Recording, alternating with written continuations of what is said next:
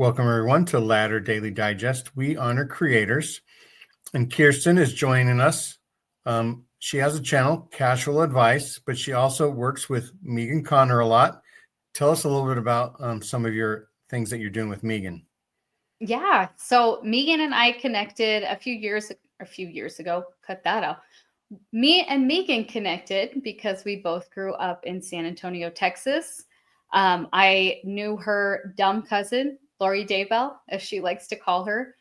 And we just had our personalities really click. We now do family home evening for ex-Mormons on our channel together, Ex-Mormon Snark. Basically, we go through our Book of Mormon reader, which I actually have right here.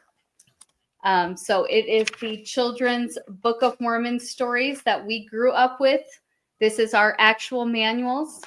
And we just kind of have a good time talking about and I'll say it's things. the funnest family home evenings I've ever had. Thank you, Gene. We try. Yeah.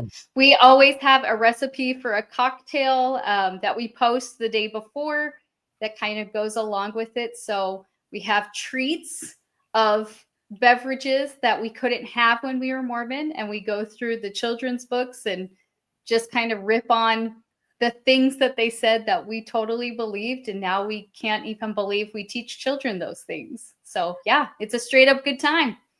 That's right. And from my interactions with Megan and you, I found out that you had this other channel. Randy and I are going to do a show about your sort of life story and how you got into doing Cashual Advice and other career moves that you've done. And because we honor creators and we want to tell your whole creative story. But today I thought we would do a show for people who have thought about getting financial advice and just haven't really done it yet because maybe they're a little afraid, right? And so if we do a show where this is like, I am going to be in the market for financial advice and I'm going to Cashual Advice, I'm going to have Kirsten walk me through potential financial situations and things like that. And what it'd be like to be a first meeting with a new client. And so that way people can see what Kirsten does, what she knows, what she doesn't know. Do you know anything?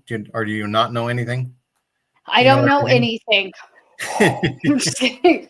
I'm just winging it. We'll see how it goes.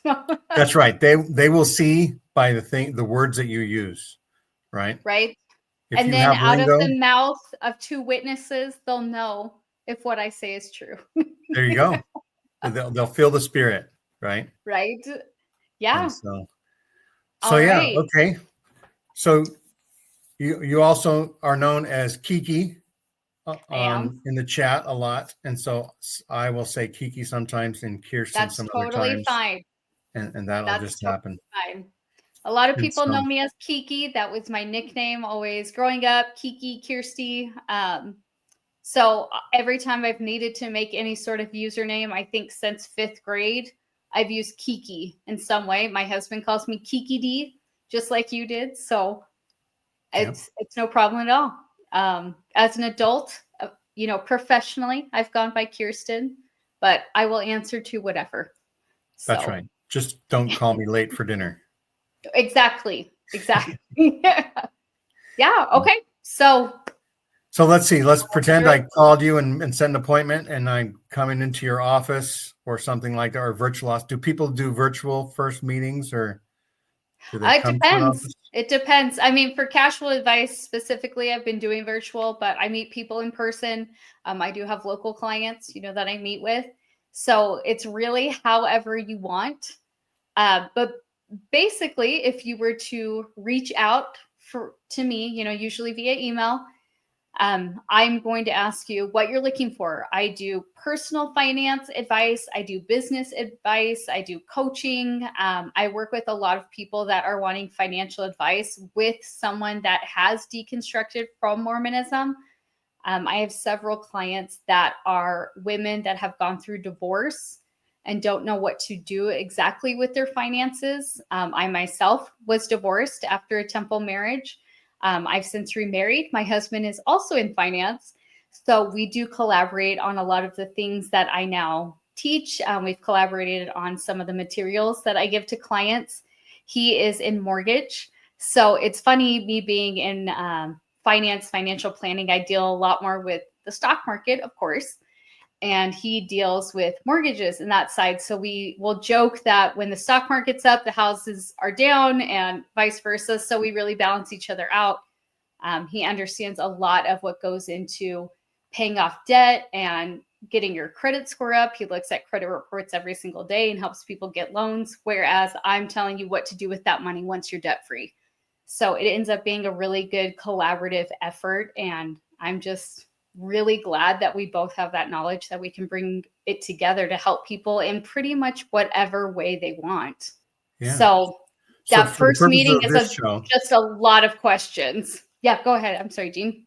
Yeah, for the purpose of this show, I will give you some truthful facts about my finances and some maybe embellished facts about my finances. Which is fine. Yeah. But we'll try to make it in a way that people can identify with some of the things, Absolutely. And see what type of initial meeting would happen based on these numbers that we throw around. Yeah.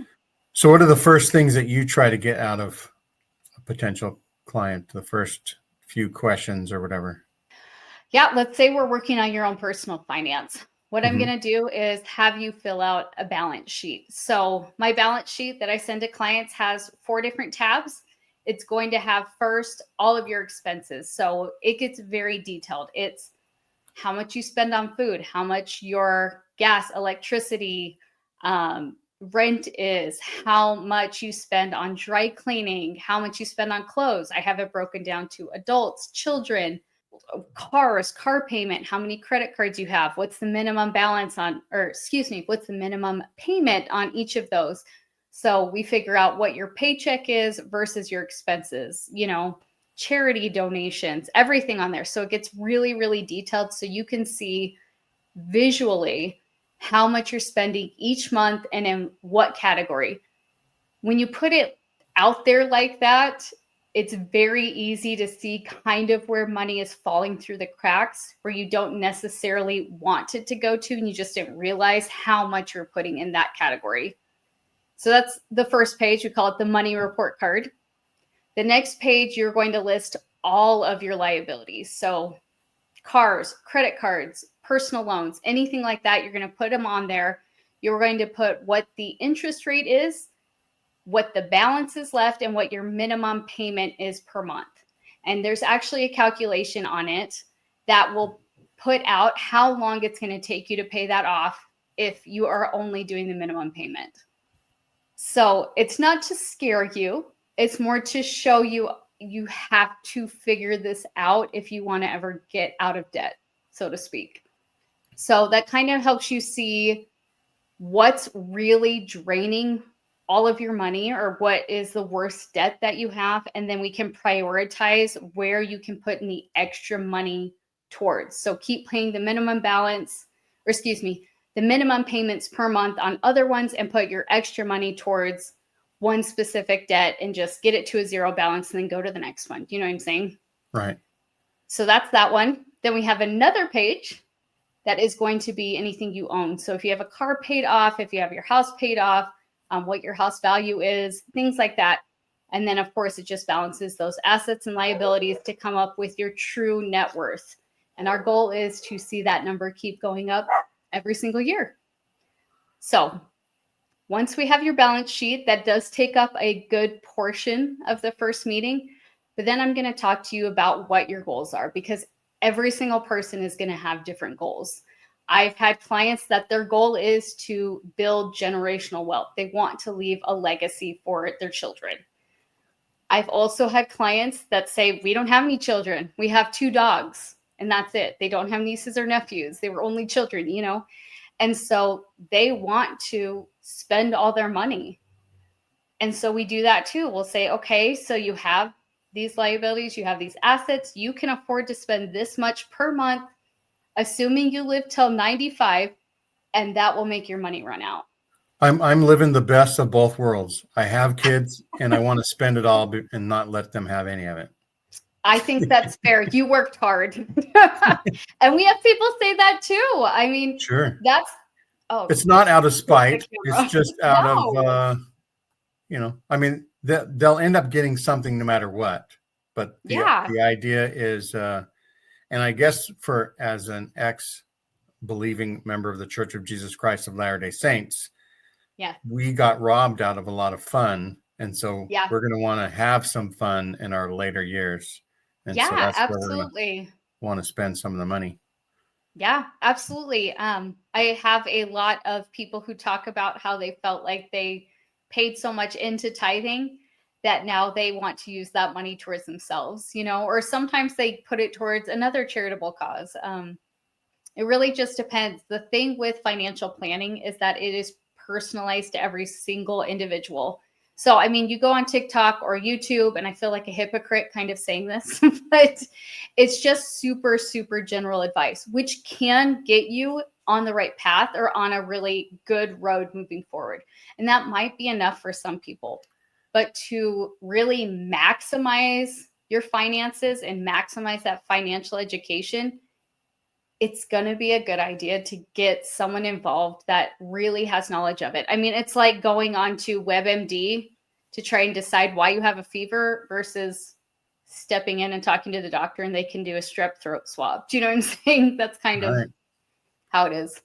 I know that a lot of people are in different situations, and taxes are treated differently sometimes depending on your age or circumstances. So do you have to know a lot about tax law and how taxes will affect people's financial situation? I mean, financial planners can help. We do know quite a bit on how to do some tax mitigating, so to speak. Where it really, really comes into play is when you have ultra high net worth clients, not even ultra high net worth clients. The higher your net worth becomes, the more you really need tax planning because taxes do go up. Obviously, your tax bracket's going to go up the more money you make. But that being said, even if you're making a lower amount, you make 30, 40, 50,000 a year, things like opening up a Roth IRA account, it's not a bad idea. If you have children, opening a 529 education account where you're going to get those tax benefits, it's not a bad idea. If you ever sell any of your investments, you're going to have capital gains, which I am being vague with all these words because if you don't know what they mean, you might need a financial advisor. There you go. And I know, like, I am at the point where I've owned a home for 30 years. And good for you. At some point, I've needed to refinance, or, and get an additional amount of money, whether it's home equity line of credit or refinance to pay off credit cards or different things. But since I live in California, my house is worth a little bit more than in other states. And so that has a different tax approach as well. Yes, and it does. I know that my goal is to sell and buy in some cheaper state. Hopefully there's some cheaper states in there. Every 5 or 10 years, we'll move to a cheaper state, and then we'll use up the equity as we go. But I mean, that's not a bad idea, but just speaking about that is something we talk about. What is your loan rate? Would it be, we have people, that will get large amounts of money through an estate, or something like that, and just want to pay off their house. Well, if your house is only 2%, don't pay off your house. Take that money and put it in the market because you could be getting 6, 8, 10, 12%, depending on how aggressive your portfolio is. That's a better use of your money because then you can use the dividends you're making from your investment accounts to pay for your house. So it's not in your best interest to pay off your house. And these are all things that we go into detail with to really make sure you're using your finances to your best ability instead of just going with your gut or what feels good at the time because you don't want to pay a mortgage. No, let's go ahead and really utilize that money to the best of its ability. Yeah. 25 years ago, I was carpooling with an older gentleman, and he was talking about how, he was maybe 10 or 15 years away from retirement. And he was talking about how that would coincide with paying off his house. And then Mhm. he would move to another state. He would move closer to his mom. And I Mhm. said, you don't have to pay off your balance to move. You could just sell anytime, and then you use the Yeah. proceeds to pay off the rest. And then you have a balance left and you can buy a house somewhere. And 2 years later, he sold his house and basically did what I was hoping to do. I was going to move to Boise, get out of debt, and Yep. sell my $500,000 house and net $300,000 and buy a $125,000 house in Boise and have new cars and $100,000 in the bank, and it'd be the first time it'd be free and clear.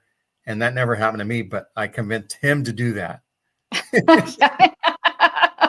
Yeah, it's nice when you have the big ideas. Sometimes you just need the financing to make it happen. I feel that. That's right. And he said he's grateful, but he hasn't given me any money yet for that good advice. I mean, there's so many different ways to use your money. And I mean, another thing with financial planners is that we have programs that can do it, basically plug the numbers in and it spits out stuff. But also we know how to do it just by calculator, so we are used to seeing these numbers and start figuring out very easily what's going to be best for your situation. So, I'm going to tell you something, Jean, you did not miss out not having a new car. That's the worst investment ever. When someone says, "Oh, I want to buy a new car," I'm like, don't do it. Such a bad idea. Especially right now, the interest rates are absolutely insane. People are buying cars that, for one, they probably don't need. It's just a feel good flex. But also, the car payments plus the insurance, people don't think about how expensive car insurance is when you get a nice new car. You know what I'm saying? Plus, on top of that, if you have multiple drivers in your house, if you have a teenager, you have to insure them. That's the law. Then you've got more on top of it. So your car that you thought was maybe an $800 car payment is going to end up costing you $2,200 per month. Yeah. You know what I'm saying? So it's like, yeah, I remember a guy had a different perspective. He said a new car is not necessarily the best deal, but the best value. And his point of view was that if you had to pay a machinist to make all the parts that go into a car, it would be $1 million.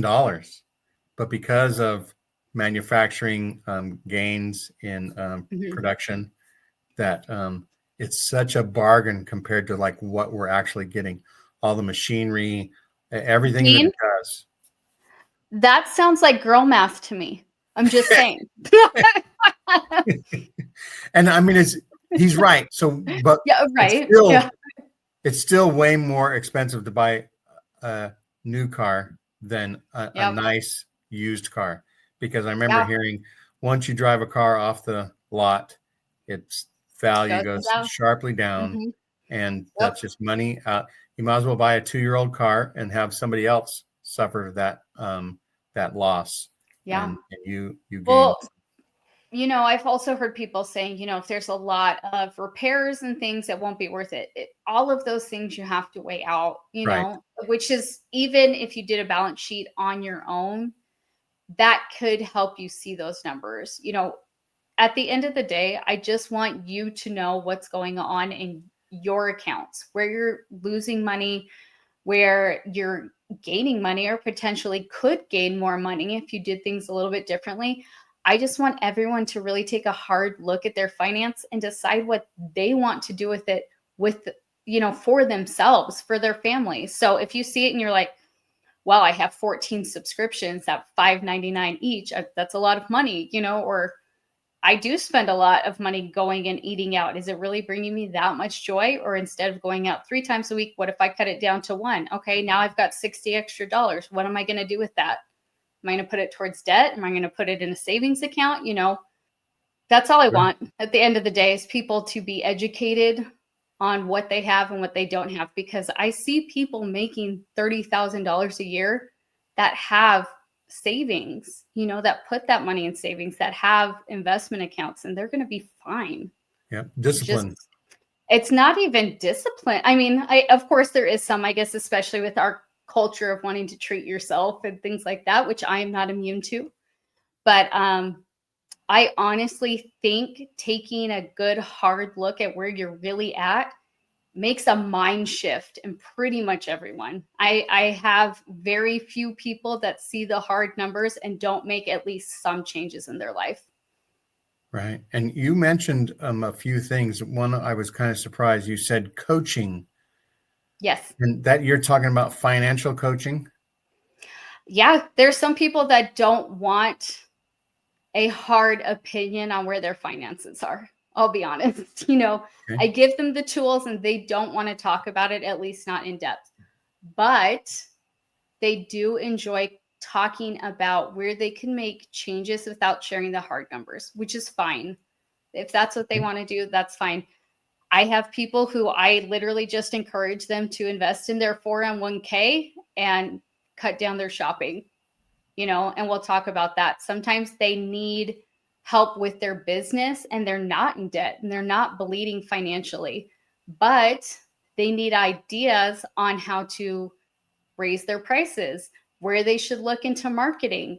Some of them even want ideas. Okay, I want to do social media. How do I get that started? Should I pay for ads? Should I not pay for ads? And those, again, are all really individualized. It's hard to talk about that in a very broad way outside of the same YouTube stuff that you can look up and there's good ideas. But when you have someone sitting down with you looking at your individualized business or your individualized life and really being able to say, hey, I see this, this, and this. Let's see what we can do about that. Even have someone just to brainstorm with makes a huge difference. So that makes me wonder if some people approach you and they really don't know what they want. Yep, that's happened too. And Not so gonna lie. you have a discussion with somebody and then you say, well, how about this? And then they might say, oh, well, I was hoping to, make my own decisions. And then now, it's more of a coaching thing. Or if they say, I don't know anything about it. Here's my stash. Go make me money, Kirsten. Yeah. I mean, I'll tell you a story that I have a client who came to me wanting investment advice. And when I was like, okay, well, you could do this, this, and this. And he said, I don't want to do that. I want to do this. And I said, that's a terrible idea. And he said, okay, let me sit on it. We'll talk later. And the next time we met, I asked him some more specific financial questions. And I straight up said, you need to file for bankruptcy. Because sometimes that's the answer, We went down the reasons why. I kind of helped him go through that process and finding an attorney, things like that. But the end of the day, after that was all done, he started doing really, really well. He ended up having the extra money to fix up things that he really needed to. He had some more stuff on the side. And I know a lot of people are like, if you get into debt, they're really against bankruptcy. I've even heard people say they feel like it's dishonest. I don't want to get into that. My job is to see what legally is going to be best for you. Right. What and the that was laws the best thing say. for him. Correct. And that was the best thing for him. Honestly, he wanted to take what little money he had and try and throw it in the market. When I said that that's not going to help you, especially with how aggressive he wanted to be in his portfolio, I was like, if this tanks, you have nothing. What you need to do is clear that debt and then we'll move forward. Then we'll see what we can do. And it ended up being a really good idea. So that was kind of a coaching situation more than let's look at all of your stuff and make a plan and get you invested, all those things. It really was like, you need to file bankruptcy, but he's doing good. So I think it was successful. Yeah. And so are there like 3 or 5 tips you can share with people Absolutely. that everybody should either do or consider right away? Yes. Yep. Definitely. So number 1, emergency fund.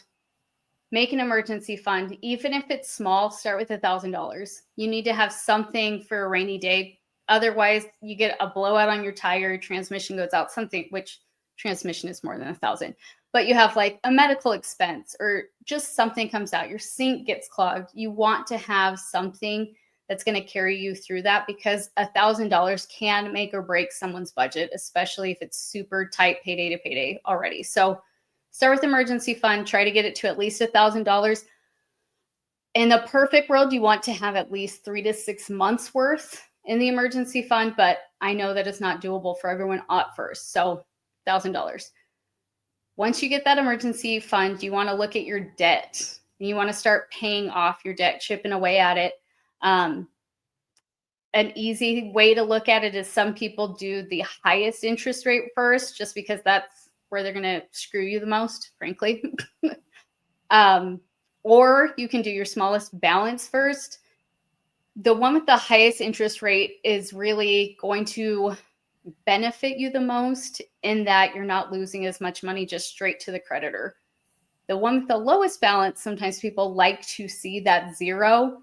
So if you get the one with the lowest balance done first, you see that it's clear, you get that zero on your next statement, it just feels really good. It can be a morale boost. Right. So Build on your either way, successes. exactly. So what you'll do when you're working through that is you'll pay the minimum payment on all your credit cards, your personal loans, whatever it is. Pay the minimum payment on them, and you're going to put any extra cash towards that one debt that you're trying to pay off first. Then you just go down the line until it's all gone. My third bit of advice, you can tell I've done this a few times, is to put into your 401k. I have not seen a lot of businesses these days that don't offer one. Even Starbucks has a very good 401k. I'm going to be honest, one of the best 401ks I've ever seen is Costco. They have a really good retirement plan, unless it's changed in the last year. But, whatever their match is, put your money into that. Get that match, get their stock shares. Starbucks gives their employees, as long as you're a full-time employee, you get at least, I think it's 1 or 2 stock shares at the end of the year. So it's literally free money. Costco stock has gone up like 35% or something like that in the past 5 years. I mean, you can't go wrong. So put it in your 401k. Pretend it's not there. Don't look at it. Don't download the app. Just put your money in there and pretend that it doesn't exist. If you don't see it on your paycheck, you're not going to miss it. So just do it. Okay. My next bit of advice, number 4, is once you have all that taken care of, if you have any excess, invest it. The best account you can do are retirement accounts, just because they're going to take care of you in the future. A traditional IRA is one that is going to be an IOU to the IRS. So you put money in it now and it's not taxable. But a Roth IRA, you pay taxes on that, but it grows completely tax-free. So for example, the maximum for someone under 59, I believe, is $7,000. If you're over 59, you have that catch up. So, or excuse me, over 50, not 59, it's 8,000. So if you put that 7,000 or 8,000 in your Roth IRA, you're taxed for it for that year, but anything that goes up from that is tax-free. So let's say you take it and you buy 100 shares of Apple. Okay, so $7,000 worth of Apple. Next year, it's going to be worth $9,000. That extra $2,000 you never have to pay tax on, ever. Well, unless you withdraw it early, but that's another thing. So putting money into a Roth account is just a really, really good idea. I've seen people that fund their Roth IRA in their 20s and they don't add to it at all. They'll forget they have it. And then 10 years later, they have like $90,000 or whatever. I'm saying it's crazy how fast they grow, and you don't have to pay tax on it. So if you're able to open a Roth IRA, specifically even a traditional IRA, it's just a really good idea. And then finally, my number 5, after you've done all of that, is make sure you have an estate plan. So it doesn't matter what your value is net worth wise. Having an estate plan is just a good idea. Basically, that's what's going to protect any of your assets if anything is to happen to you. So if you were to die tomorrow, all of your assets are protected. It just transfers to the executor of your estate. You don't have to go through probate. It can help with taxes. It's just So is that a called good like idea. a living trust sometimes? Yes, exactly. So it's a living trust, and your will would also be with it. So that'd be for your specific assets. If you want to will them to other people, wedding rings or things like that, you can put in the trust as well. But they really look at the will. If you do a full estate plan, it will also have any sort of power of attorney. So that covers who you want to make financial decisions if you become incapacitated. It has the medical power of attorney. That's basically saying if you want to be resuscitated or not, if you want someone to make medical decisions for you, if you become incapacitated.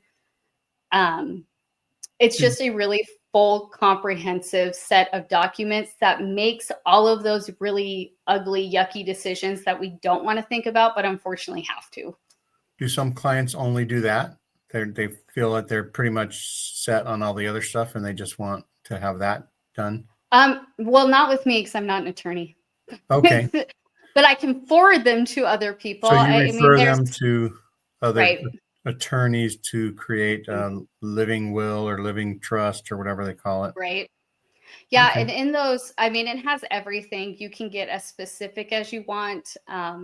We had someone that needed to will their tortoise to someone because tortoises outlive people. And so they put in who they wanted to take their tortoise once they passed. It has burial requests in there. So, how you want your remains dealt with when you pass, whether it be cremation or burial, again, how specific you want it. I mean, people should have this even when they're young, really, as soon as you have any sort of assets, because you never know what's going to happen. I mean, during COVID, how many people were, passing away that didn't have any of that in place? It was a really scary time. So I hate to be a downer, but those are things that you really want to think about, no matter what your income level is, no matter if you have children or anything like that. You always just want to protect your assets and make sure what you want to have happen is actually done. Well, that sounds good. I think that could be a good show right there. And Yeah. we could say thanks, Kirsten, for coming on the show. And we'll try to include some links in the description of Yes. of how to contact you, and if there's any other things that you want to share, like if there's an article that you like people to read. Oh yeah. Anything Yeah, like that. absolutely. We'll put that in the description. And that way, if anybody's interested in any of the services Kirsten has mentioned, they can contact you. And Randy and I will look forward to having you on the show and talk more about your story and your creative ventures that you've experienced over your life. So absolutely. Thank you so much for having me. I really appreciate it. Yeah, it's been fun. And a lot of questions came up in my mind. And then because I'm old, they went away. And we could do more finance shows as well. And if anybody has any other questions, you can leave them in the comments, and we'll try to get to those and answer those in the comments as well. So thanks everybody for watching. Like, share, and subscribe, and we'll see you next time. Thanks.